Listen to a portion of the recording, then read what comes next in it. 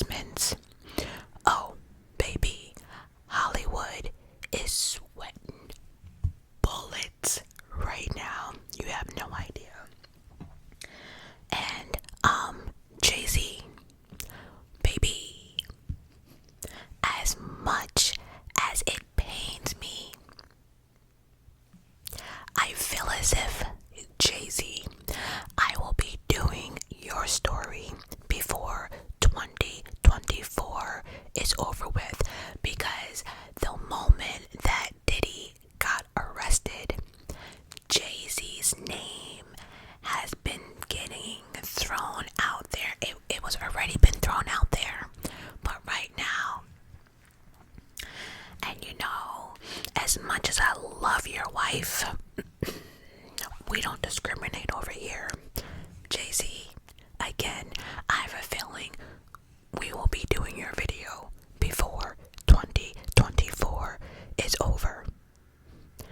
But I have this feeling that half of Hollywood is terrified that Diddy will be snitching. Because see, here's the thing. Everyone knows Diddy the Diddler is not made for prison. Or is he?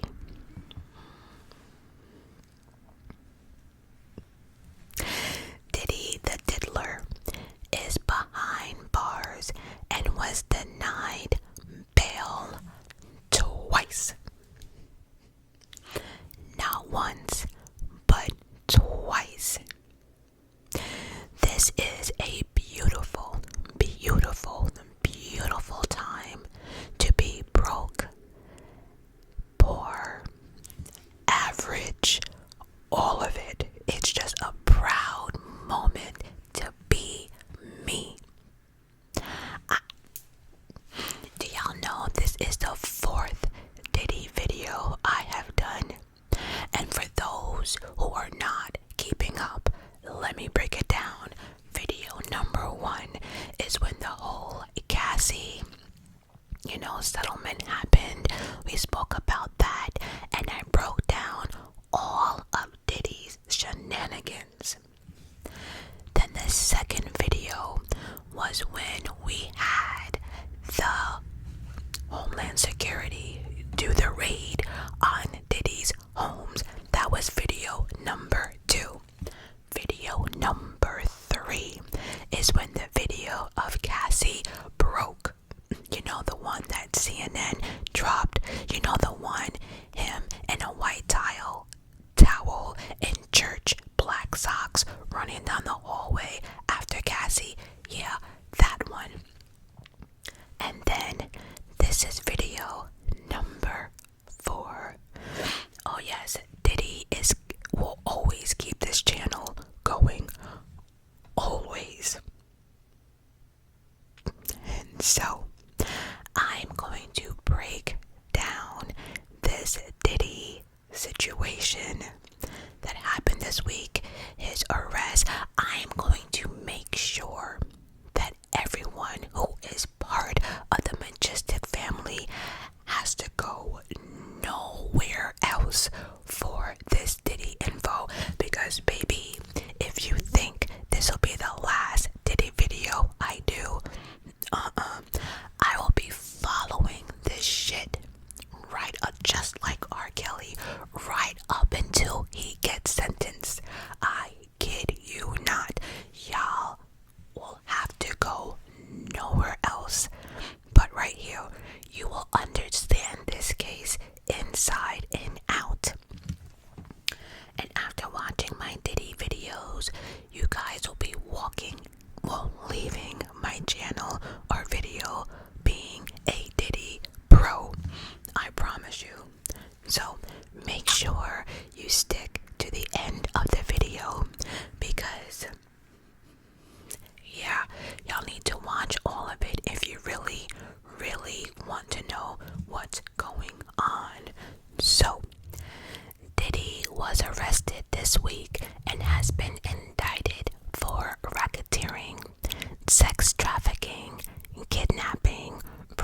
prostitution, forced labor, narcotics offenses, arson, bribery, and obstruction of justice.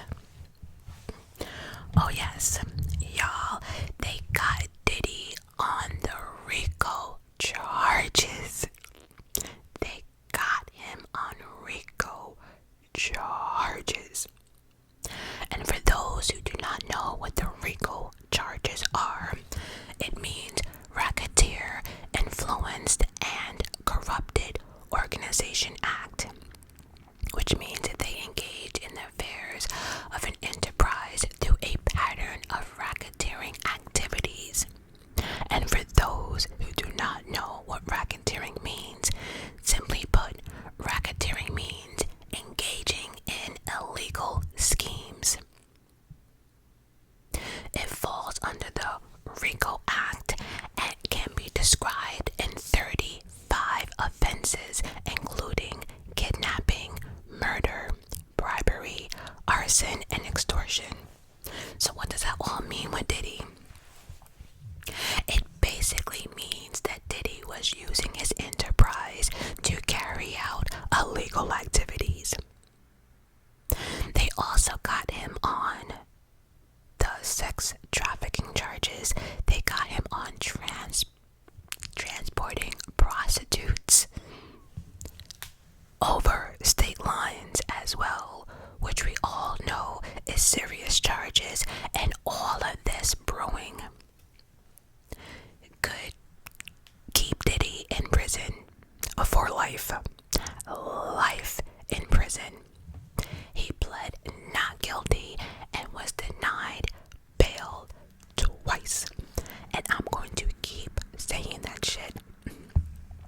Now, it appears the judge was skeptical about bail from the beginning.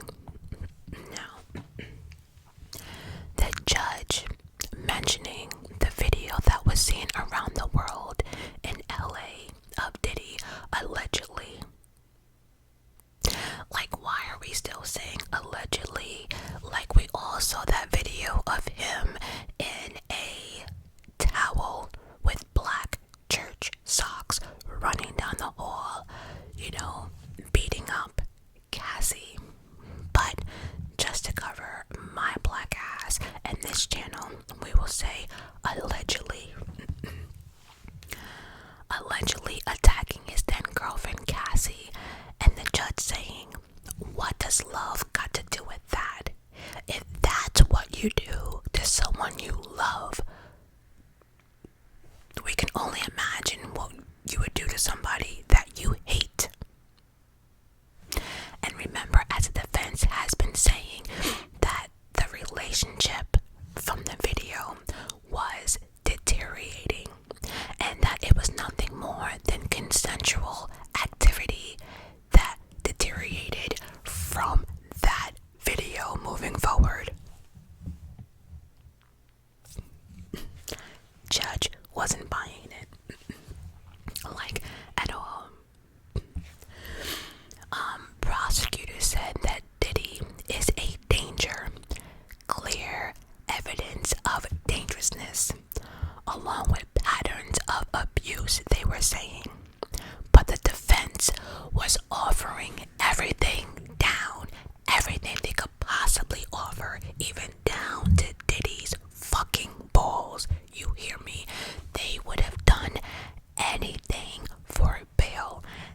Anything if they allow Diddy to post a $50 million bail.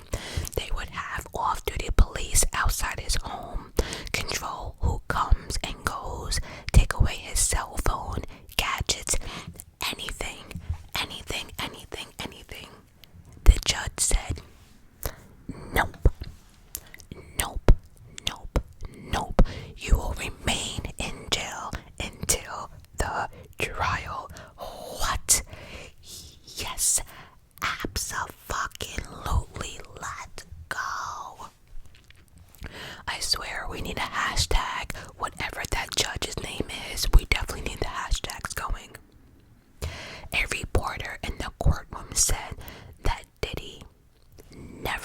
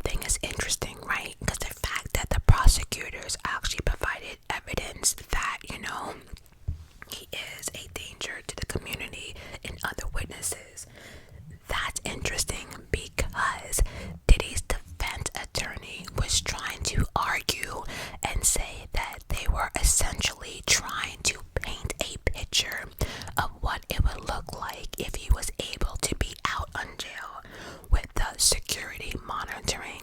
Again, the who comes and goes, the GPS, no internet, no gadgets, no computer, no cell phones.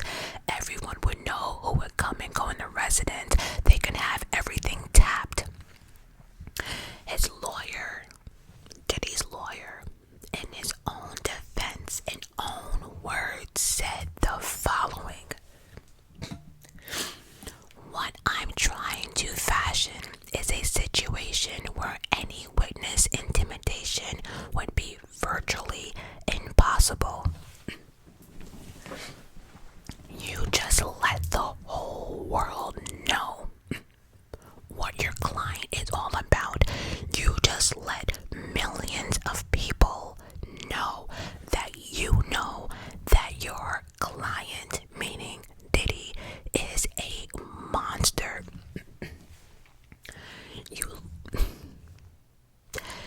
There's something about the US, I don't know what it is, that people love to fucking talk. They just talk way too much. His lawyer has been talking way too much since day one. So you out here really telling the world that, yeah, we're doing all of this just to prove to you that he won't intimidate other, witnesses. Out of everything, you didn't say, oh, we're doing this so my client won't, flee the country, get rid of evidence or whatever. No, you went straight to, well, I'm trying to show that my client could never intimidate me. You talk too much. You talk too much. And again, this is what happens when you get your PR team from Timu, your advice from TikTok, your lawyer from Shein, and your side chicks. The side chicks that are yes people, the ones who keep telling you or have you think that you're God gift to this earth. Yeah, from Fashion Nova. Leave it alone. I am done. Moving on. I'm done. What was found inside Diddy's homes during the raid? Oh yes. Y'all ready? Okay. Wait. Hold up. Wait.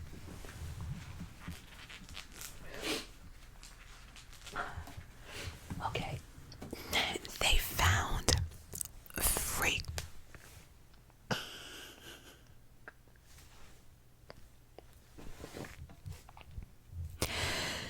They found freak off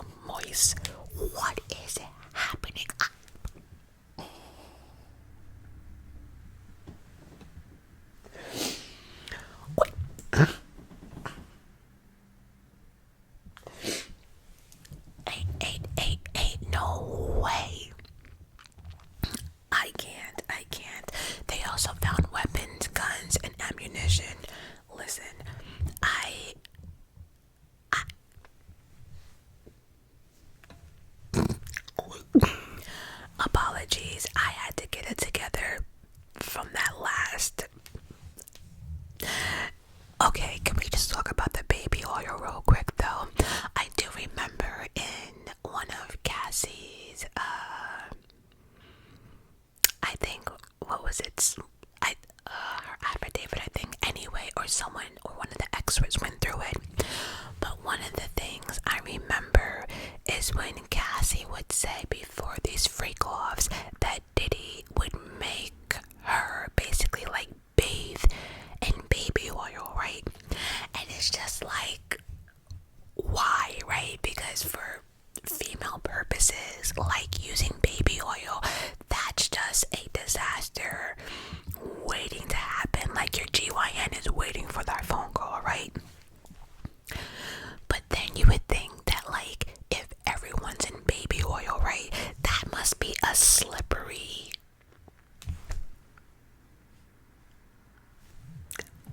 so everyone's just out here looking all, let me stop, let me just, because I can be here for days with the baby, the lube. Now, there's also been reports, I don't know, this last part is not very, but I heard they found over 700 and something dildos. Okay, now I'm done. Now I'm officially done. I can't. So this next part of the video, I honestly think is the most important, and it's like the best breakdown ever, right? Access Hollywood and sat down with a legal expert to break down this whole situation. And this lady was asking the right questions, and I like how this legal expert was answering them without the bullshit and like a whole long story. And I feel as if even talking about R. Kelly or whatever, what Diddy is entitled to lose.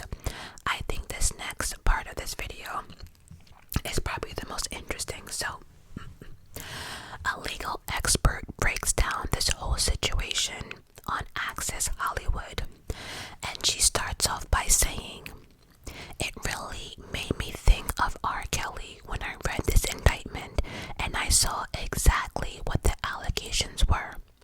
The conduct is very similar. You're talking about corrosion, threats, cover-ups, and everything for the sexual gratification of the individual, and in this case, it is Sean Combs." Access Hollywood sat down and asked her these other questions. Number one, first tell me how the severity of things when the feds, especially the Southern District of New York, arrest you. The legal expert: when the Southern District takes a case, it has a specialized unit that deals with the most severe cases. Also, the Southern District has a 99% conviction rate.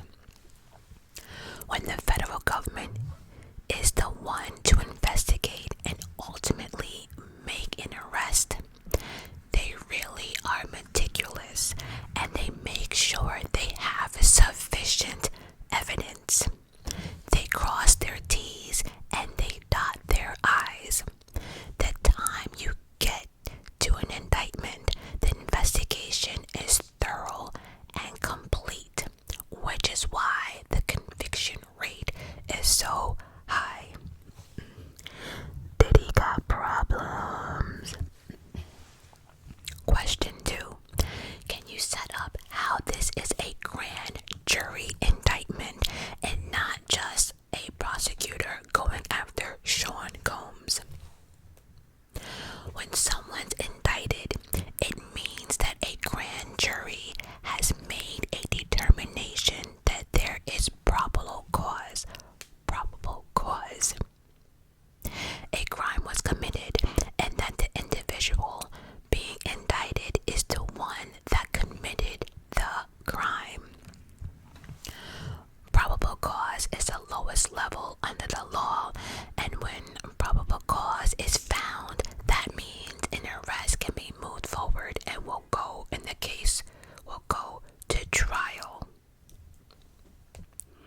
So, the question, So we know that Sean Combs was arrested at a hotel the other night.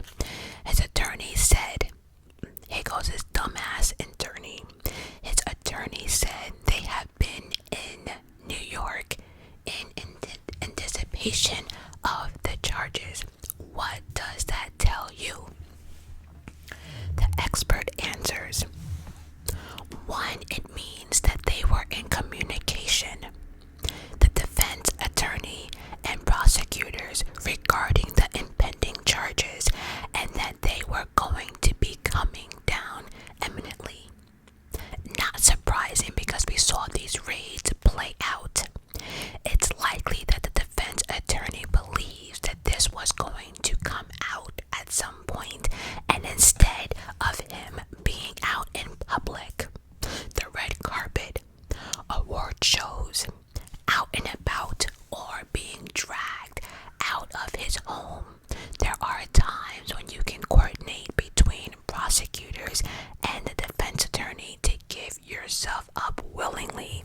So basically what all that means is, after the raid, Diddy's lawyers kind of knew the arrest was coming, and so instead of it coming blindly and catching him while he's on the red carpet or at an event, they spoke to one another. They coordinated this whole thing, and basically Diddy came to New York giving himself up willingly. Second, it helps with argument about bail. It says that the person is not a flight risk and they're willing to come when they have court appearances and when it's necessary. It didn't work. Diddy got denied. Diddy got denied bail twice. Didn't work. So all of that, like giving yourself up, none of that worked. Diddy's attorney also made a statement before the news even broke about being disappointed with the charges and stating that Sean Combs was innocent.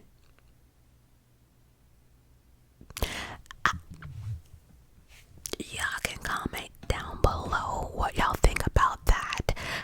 Listen.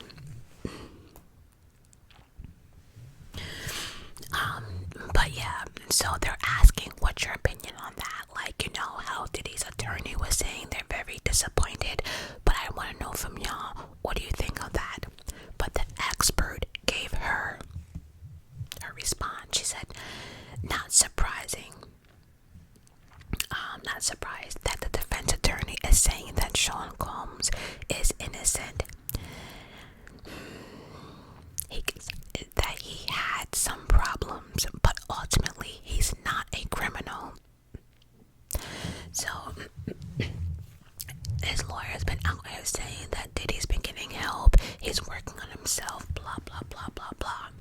But something that the expert noticed through the statement was a litany of accomplishments of Sean Combs, as opposed to really talking about the merits of the case.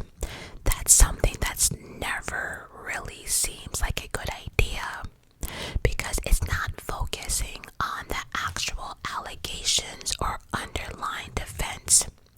It relates to the person in general. That being said, you have to be careful what's put out there in the public. The fear, you know, everything else. We get all that, but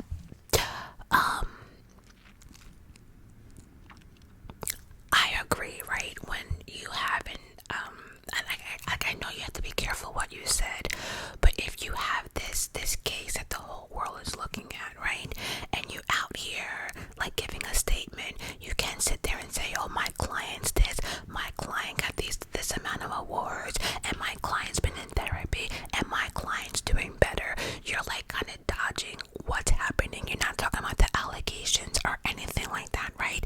But you're out here just kind of like praising your client. I don't know. The question, feds have been pretty silent to this point. How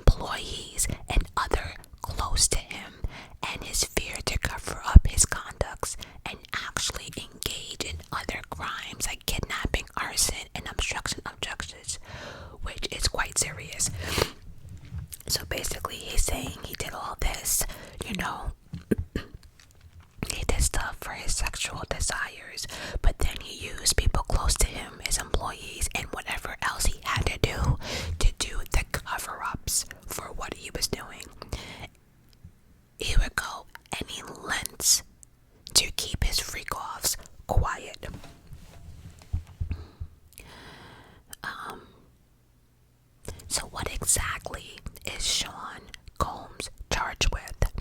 She said Combs is charged with racketeering, sex trafficking, and sex trafficking over state lines to engage in prostitution.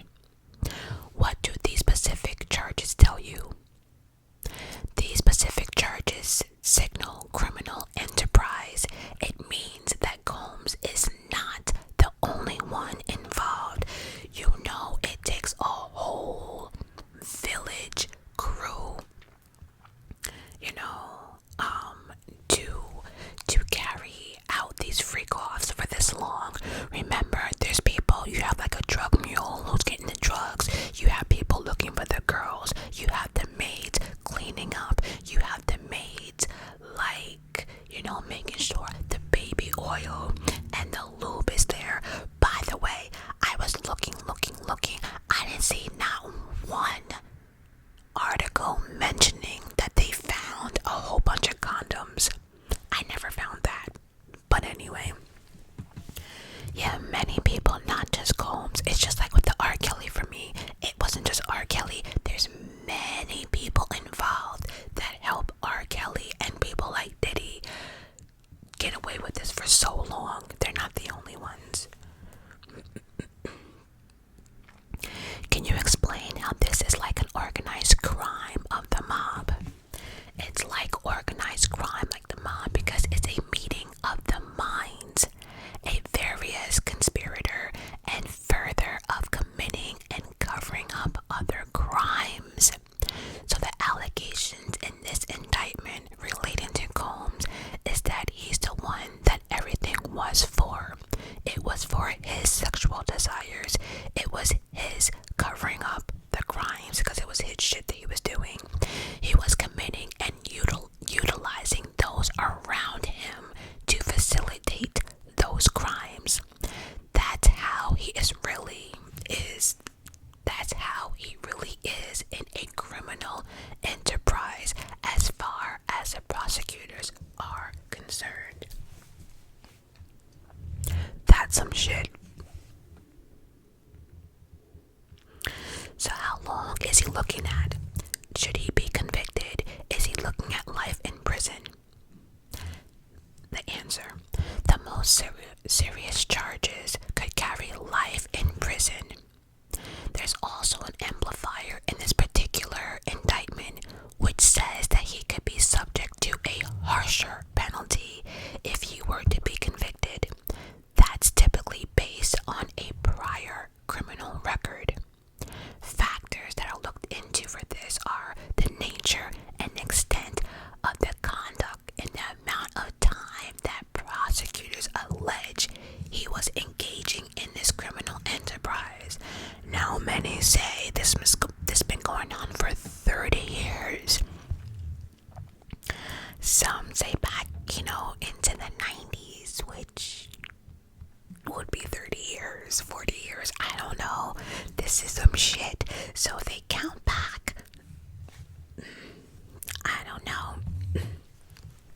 Question: I noticed there is a special sentencing factor mentioned in the indictment. Can you explain that? The expert: the special sentencing factor means that he could face an even harsher penalty than what is under the federal guidelines as far as sentencing. It means that at the end of the trial, the judge could actually impose additional time. This could be because of a prior criminal record, or it could be because of the severity of the guilty verdict. He better hope that judge like him, because baby, if not. In terms of evidence, how big of a role do you think the Cassie hotel video played in everything? Answer: the Cassie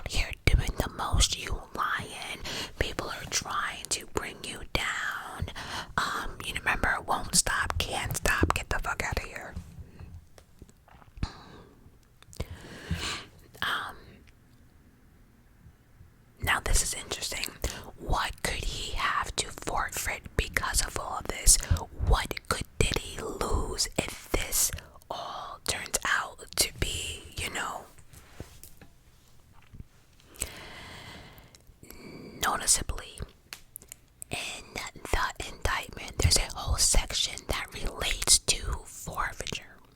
That means that the federal government, if he is convicted, can come in and seize property, bank accounts, any of his finances, anything financial.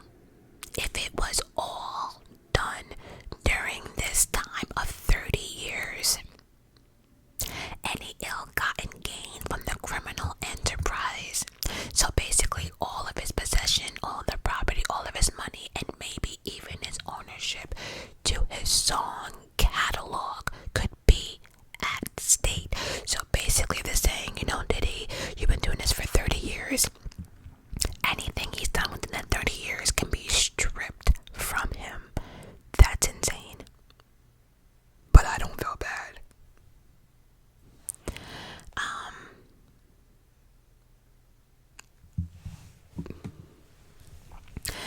And so the question, she says, and his team have been long denying any of these charges.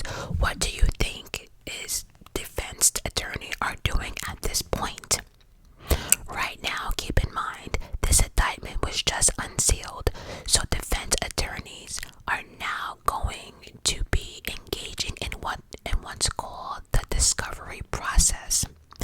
The prosecution has an obligation to turn over every piece of evidence they have collected.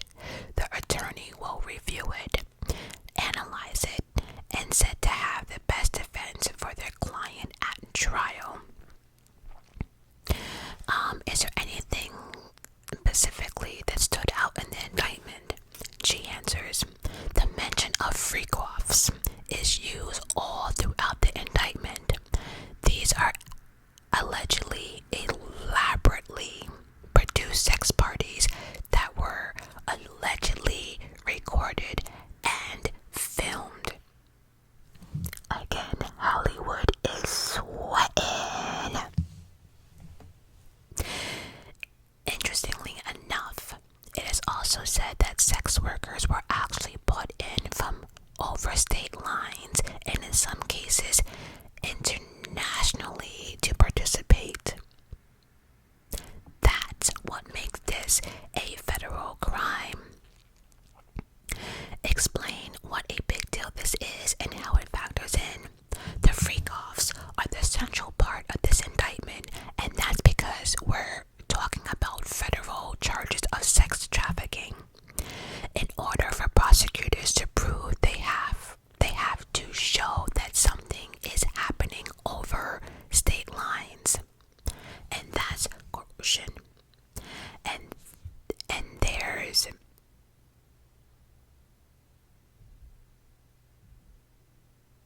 and then they have to prove that they force any of these individuals participating in these freak-offs. And also people are moving over state lines or potentially internationally unwillingly. And that's the kidnapping part. Then moving on, can you talk about how these freak-offs basically sound like R. Kelly on steroids? The answer, it really made me think of R. Kelly when I read this indictment, and I saw exactly what the allegations were. The conduct is very similar. You're talking about coercion, threats, cover-ups, and everything for the sexual gratification of this individual. It really mirrors a lot of what we saw play out in the R. Kelly trial. With Combs, it's at a higher degree that we saw with R. Kelly. So yeah, I think R. Kelly just had like these girlfriends and this is an ad, but Diddy is out here drugging people. How long do prosecutors allege that these freak-offs would last?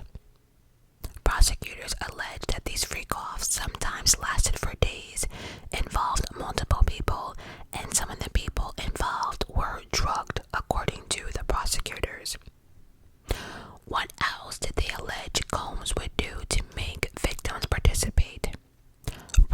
conspirators allege that Combs subjected victims to physical and emotional abuse to participate in these alleged freak-offs. They said in the press they aren't done. Tell me what you think that means. Because there's a racketeering statute involved, that generally indicates that there's some co-conspirators. We don't know whether or not the individuals were in Combs' circle, which they're referring to as security guards, employees, cops. There's been many talk about, Diddy having certain cops on the payroll, other people who are close to him, basically everyone who helped him facilitate this whole shebang bang. Again, we can't forget the maids, the butler, all of them.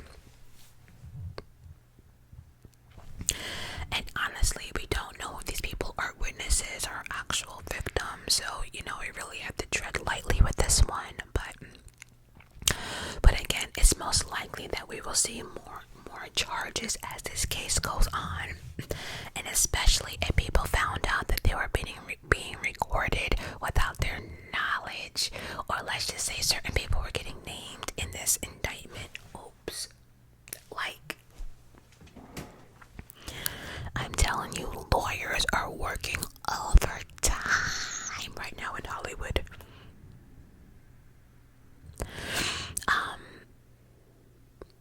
Allegedly, victims who participated in these free calls were drugged. Not only that, in order to help them recover, so they could participate in the next free call the next day, they were given IVs against their will.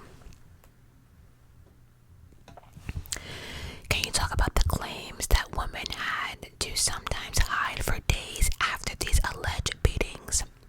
The answer: the claims that women had to hide for sometimes days, by the way, first, incredibly disturbing, you think?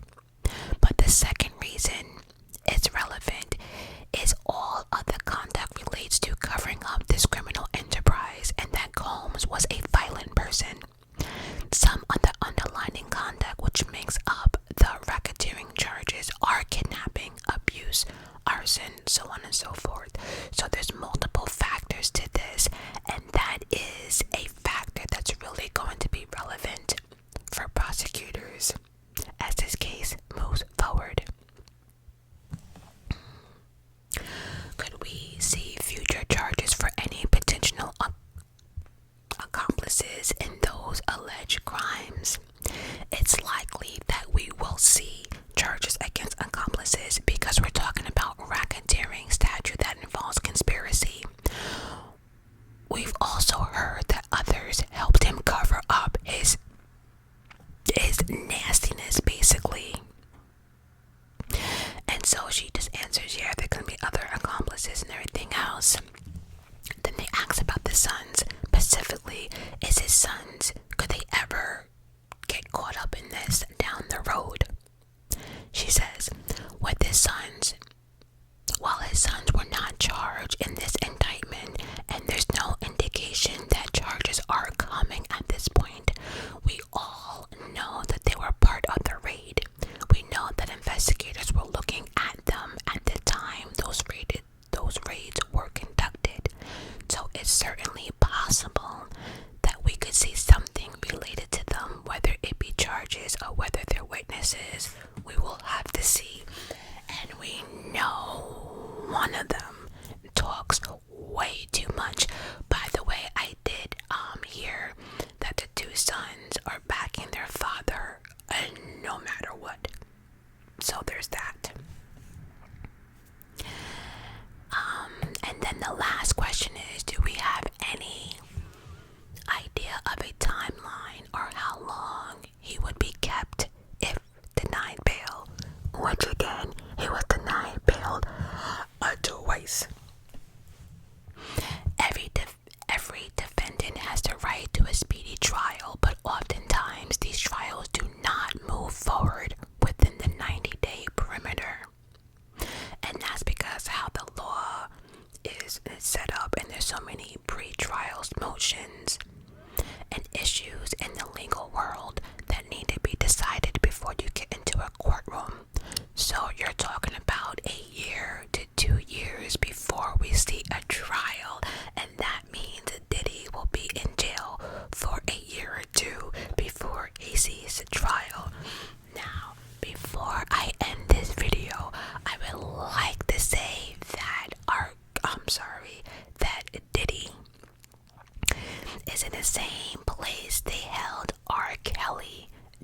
his trial. And if convicted, he'll be going to the same place R. Kelly is at. And I stopped and thought about it. And I said to myself, R. Kelly is probably laughing. Suge Knight, baby, Suge Knight is pissing in his pants right now. Oh, he is laughing. He is holding his stomach. He is crying. He is loving every bit of it. And lastly, 50 Cent. Oh, 50 Cent is just, I'm telling you, 50 is having a ball with this.